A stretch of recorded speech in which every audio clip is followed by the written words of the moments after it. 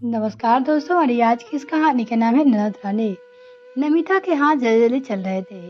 उसे अपना काम पूरा करने की बहुत ही जल्दी थी।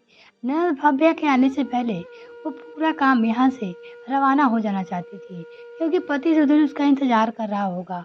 सुबह ऑफिस जाने से पहले ही सुधीर नमिता को समझा गया था कि शाम को तुझे मुझे ऑफिस से बाहर मिल जाना। वहाँ से हम कोई मूवी देखने चलेंगे और उसके बाद कैंडल लाइट डिनर करेंगे, और भगवान के लिए इस बार तुम अकेले ही आना। ऐसा ना हो कि हर बार की तरह भाभिया को लेकर आ जाओ। नमिता ने ममता जी से पूछा तो उन्होंने शहर से उन्हें जाने के लिए कह दी, पर साथ ही कह दिया कि जाने से पहले खाना बनाकर जाना। मुझे और तुम्हारे पापा जी को समय पर खाना खाने की आदत है, इसलिए नमिता 4 बजे से पहले ही रसोई में फटाफट काम करके लगी हुई थी। वो 6 बजे से पहले ही घर से निकल जाना चाहती थी, क्योंकि 6 बजे तक भाभिया अपने कोचिंग से आ जाती है। वो शाम का खाना बना चुकी थी और तैयार होने अपने कमरे में जा ही रही थी कि इतने में सास ममता जी उसे रोक दिया और कहा, बहू जाने से पहले थोड़ा बेसन का हलवा भी बनाकर रख जा। बहुत दिन हो गए खाए हुए, आज बहुत मन कर रहा है कि कुछ मीठा खाए। आखिर नमिता भी वापस रसोई में आना पड़ा। अब वो बेसन का हलवा बना ही रही थी। जैसे ही बेसन का हलवा बन गया, वो तैयार होने अपने कमरे में चली गई। फटाफट से शिफॉन की गुलाबी रंग की साड़ी, जो कि सुधीर को बहुत पसंद थी, पहनकर हल्का सा मेकअप कर वो तैयार हो गई और अपना पर्स उठाकर बाहर निकलेगी। इतने में भाभी आती दिखी। उसे देखते ही नमिता का दिल बैठ गया। हे भगवान, ये आ गई। अब जरूर जिद करेगी कि मेरे साथ जाने के लिए। अब मैं सुधीर को क्या जवाब दूंगी? ये मम्मी जी को भी ना इसी समय हलवा खाना था। अब सुधीर का मूड ऑफ होगा तो सो होगा, मुझे भी डांट पड़ेगी सो अलग। भाभी अंदर गई और नमिता को तैयार देखकर बोली, भाभी कहीं बाहर जा रही हो? पर नमिता के बोलने से पहले ही ममता जी बोली, हाँ आज सुधीर और इसका मूवी देखने का प्लान है, फिर दोनों बाहर डिनर करके आएंगे, इसलिए जा रही है। ममता जी की बात सुनकर नमिता मुंह फुलाते हुए बोली, मेरे बगैर भला ये कौन बात हुई? उसकी बात सुनकर तो नमिता को हलक सूख गया। अब तो पक्का कंफर्म था कि वो भी साथ जाएगी। आखिर ममता जी की भाव्या की बात को कभी टालती नहीं थी।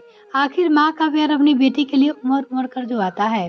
उसने ममता जी की तरफ देखा बजाय अपने 23 साल की बेटी को समझाने की, उन्होंने नमिता को ही समझाया।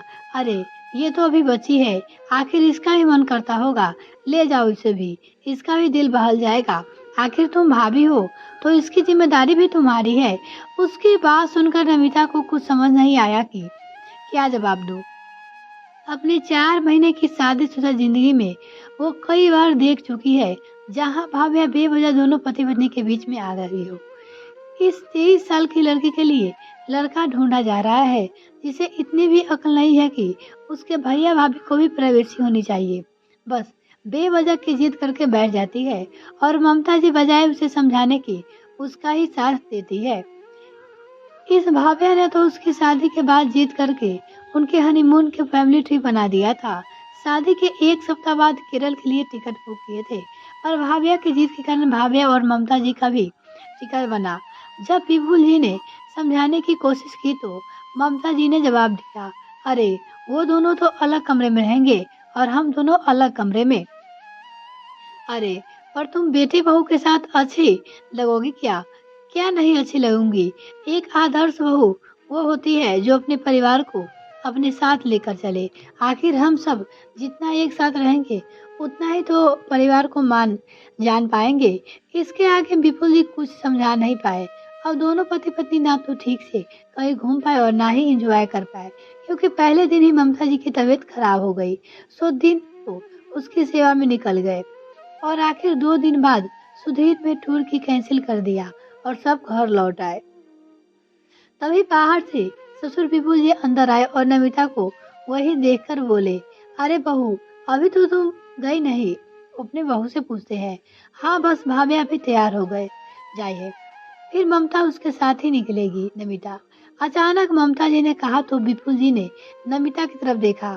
उन्हें बात को समझते देर नहीं लगी। उन्होंने ममता जी से कहा, अरे भाभ्या वहाँ क्या करेगी? भला इन दोनों के बीच में उसका वहाँ क्या काम? क्या करेगी? क्या मतलब? मूवी देखेगी और डिनर बाहर करके आएगी, जैसे ये दोनों करके आएंगे।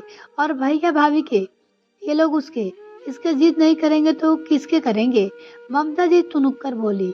इसके आगे भी बिल्कुल कुछ नहीं कह पाए। इधर नमिता अपने कमरे में आ गई और उसने सुधीर को मोबाइल पे मैसेज लिखकर भेज दिया, भाभ्या भी आ रही है। ये मैसेज सुधीर ने देखा तो उसने फटाफट नमिता को फोन लगाया और नमिता ने भी फोन उठाने में देर नहीं की। नमिता के फोन उठाते ही सुधीर बोला, तुमसे कहा था ना मैंने कि भाभ्या के आने से पहले ही निकल जाना। जरूरी है क्या हर बार भाभ्या को साथ लाना? उसकी बात सुनकर नमिता अपने पति से बोली, इसमें मेरी क्या गलती है? तुम्हारी बहन को इतनी भी अकल नहीं है कि पति पत्नी को भी प्राइवेसी चाहिए होती है। ऊपर से मम्मी जी उसकी हाँ में हाँ मिलाते हुए उसे साथ भेज देती है। नमिता की बात सुनकर सुधीर गुस्से में बोला, रहने दो, मत आओ तुम लोग यहाँ पे, मैं खुद ही घर आ रहा हूँ। सुधीर बोला, अरे पर अगर आप तुम कैंसिल करोगे तो वो लोग मुझे दो बातें सुनाएंगे। कह देना कि मेरी तबीयत ठीक नहीं है। कहकर सुधीर ने गुस्से में फोन काट दिया। उधर नमिता का भी मूड ऑफ हो चुका था। उसने भी कपड़े चेंज कर लिए। भाव्या तैयार होकर उसके कमरे में आई तो देखा नमिता घर का सूट पहने कपड़े समेट रही थी। उसे देखते ही बोली, ये क्या भाभी, आपने कपड़े चेंज कर लिया, जाना नहीं क्या? उसकी बात सुनकर नमिता बोली, नहीं दीदी, आपके भैया का फोन आया था, उसकी तबीयत ठीक नहीं है, इसलिए उन्होंने मना कर दिया। नमिता जवाब दी। नमिता के सामने तो भाभिया ने कुछ नहीं कहा, लेकिन बाहर आकर ममता जी से बोली, भाभी ने सारा प्लान कैंसिल कर दिया। पता नहीं मुझे देखकर तो कभी खुशी नहीं होती। उसकी बात सुनकर ममता जी ने नमिता को आवाज देकर कहा, ये मैं क्या सुन रही हूँ बहू, तुमने सारा प्लान कैंसिल कर दिया? तुमसे मेरी बेटी की खुशी देखी नहीं जाती। अरे तुम लोग से नहीं बोलेगी तो किससे बोलेगी? हम लोग तो आज है कल नहीं। इसका मतलब तो साफ है कि हमारे जाने के बाद मेरी बेटी का तो मायका ही नहीं होगा। अगर तुम्हारे मायके वाले तुम्हारे साथ ऐसा करे तो तुम्हें कैसा लगेगा? इधर ममता जी अपनी बहू को सुनाए जा रही थी। उधर भाभिया ये देखकर मुस्कुरा रही थी। आखिर नमिता ने कहा, मम्मी जी प्लान मैंने कैंसिल नहीं किया, सुधीर जी का फोन आया था, उनकी तबीयत ठीक नहीं है तो मैं खुद ही उन्होंने मना कर दिया। कहकर नमिता रसोई में चली गई और बाकी बचे सदस्य का खाना तैयार करने लगी। इतने में सुधीर भी आ गया और उनसे किसी ने कुछ नहीं कहा। सुधीर ने नमिता से बिल्कुल बात नहीं की क्योंकि वो गुस्से में था। 2 दिन तक सुधीर और नमिता के बीच बातचीत नहीं हुई। आखिर थक हार कर नमिता सुधीर से बोली, आखिर मेरी क्या गलती है जो तुम मुझसे बात नहीं कर रहे हो? उसकी बात सुनकर सुधीर गुस्से में बोला, तुम मना नहीं कर सकती थी भाविया को? हर जगह उसे अपने साथ लेकर चलना जरूरी है क्या? मैं तुम्हारा पति हूँ, मेरा भी कुछ अरमान है, कुछ समय तुम्हारे साथ अकेले बिताना चाहते हैं तो क्या गलत है? लेकिन नहीं, तुम तो भाभी और मम्मी के कुछ बोल ही नहीं पाती हो। उसकी बात सुनकर नमिता गुस्से में बोली, अरे वाह श्रवण कुमार, तुम्हारी खुद की तो हिम्मत होती नहीं और अपनी मम्मी और बहन को कुछ कहने को, और मुझसे उम्मीद करते हो कि मैं ही कहूँ? मैं भी तो भाभी हूँ और तुम तो सगे भाई हो, पर फिर भी तुम्हारी ये हालत है। खैर तुम आदर्शवादी बने रहो, मैं ही बुरी बन जाती हूँ। मैं तो बाहर से आई हूँ, मुझे तो बुरा कहना बहुत आसान है। नमिता की बातें के आगे सुधीर कुछ नहीं कह पाया। आखिर वो गलत भी तो नहीं थी।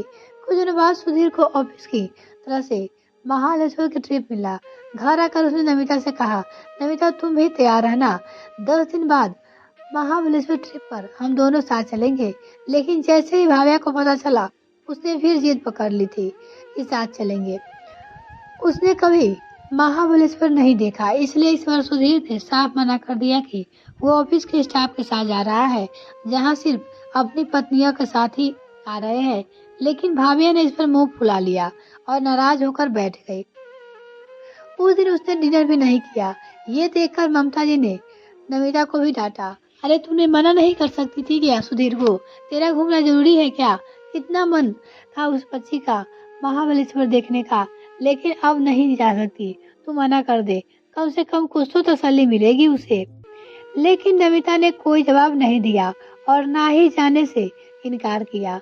जब भाव्या ने चिल्लाकर नमिता से कहा तो नमिता ये बात बर्दाश्त नहीं कर पाई। भाव्या इसे इस तरह से चिल्लाकर बात कर रही है। उसने पलटकर भाव्या से वो कह दिया, दीदी मुझे माफ करो, पर हम पति पत्नी हैं, कभी तो हमें अकेला छोड़ दिया करो, हर जगह हमारे साथ जाना जरूरी है क्या? नमिता बोली। बस यही बात ममता जी और भाव्या ने पकड़ ली। इस कारण घर का माहौल बड़ा ही खराब सा हो गया। लेकिन महाबलेश्वर जाने से पहले उसे उभरने का बहुत जल्दी ही मौका मिला। रविवार के दिन भाव्या को देखने वाले लड़के वाले आए। लड़का नवीन, उसकी माँ बाप, बड़ा भाई और छोटी बहन भी आए। देखने दिखाने का सिलसिला चला और फाइनली उन दो का भाव्या पसंद आ गई। 51 और मिठाई का डब्बा देकर रोका कर दिया गया। सभी पुरुष खा पीकर बाहर हॉल में बैठे थे। वही सारी महिलाएं भाव्या के कमरे में बैठी हुई थी। तभी नमिता सबके लिए शरबत बनाकर ले आई।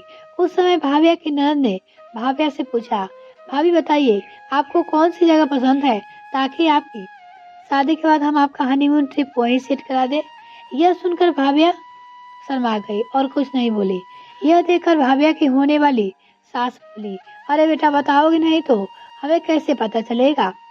तब उसकी जगह ममता जी बोली, मेरी बेटी को महाबलेश्वर जाने की बड़ी इच्छा है। वो तो अपने भैया भाभी के साथ जाना चाहती थी, लेकिन इन लोगों ने मना कर दिया। ममता जी की बात सुनकर नमिता का चेहरा उतर गया और उसने बात संभालते हुए कहा, दरअसल बात यह है कि महाबलेश्वर ट्रिप इनके ऑफिस की तरफ से थी, तो सभी स्टाफ मेंबर जा रहे हैं और उनके साथ उनकी पत्नियां भी जा रही है, इसलिए मना किया था। पर वैसे आप फिक्र मत कीजिए, हमारी दीदी बहुत ही आशावादी है। हमारी मम्मी जी ने उन्हें शुरू से ही सिखाया है कि अपने परिवार के साथ लेकर चलना चाहिए, इसलिए हनीमून पे भी उन्हें अकेले भेजने की जरूरत नहीं है। आप चाहे तो पूरा फैमिली टूर पर कर सकते हैं। उनकी बात सुनकर सब लोग हंस दिए। भाभिया की नंद बोली, अरे भाभी, आपकी भाभी तो बड़ी ही मजाकिया है, लेकिन भाभी भी तो भाभी जी है, हम ऐसे नहीं। अरे भैया भाभी को भी तो प्राइवेसी चाहिए होती है ना, अब इनके हनीमून पे हम क्या करेंगे? उसकी बात सुनकर भाभिया की होने वाली सास बोली, बिल्कुल सही कहा बेटा, बेटे बहू को भी तो प्राइवेसी चाहिए होती है। अब ऐसे में परिवार के सदस्य हर बार उनके बीच में आए तो कोई जगह पे तो घर टूटने के कगार पे आ जाते हैं। ना बाबा ना, हम तो ऐसी हरकत के सख्त खिलाफ है। उसकी बात सुनकर ममता जी और भाभिया के चेहरे की हवाइयां उड़ गई। दोनों एक दूसरे की तरफ देखने लगे और जैसे उनकी नजर नमिता से टकराई, दोनों अपने नजरें नीचे कर ली। खैर, थोड़ी देर बाद लड़के वाले वहां से रवाना हो गए। इस बारे में घर में किसी से कोई बात नहीं की। लेकिन जिस दिन सुधीर और नमिता महाबलेश्वर के लिए रवाना हो गए थे, उस दिन घर में सब खुशी खुशी उन्हें रवाना कर रहे थे। आज ना तो ननद का मुंह फूला था और ना ही सास डांट रही थी। ये कहानी आपको कैसी लगी कमेंट सेक्शन जरूर लिखिएगा। अगर आपने अभी तक चैनल सब्सक्राइब नहीं किया तो प्लीज सब्सक्राइब कीजिए।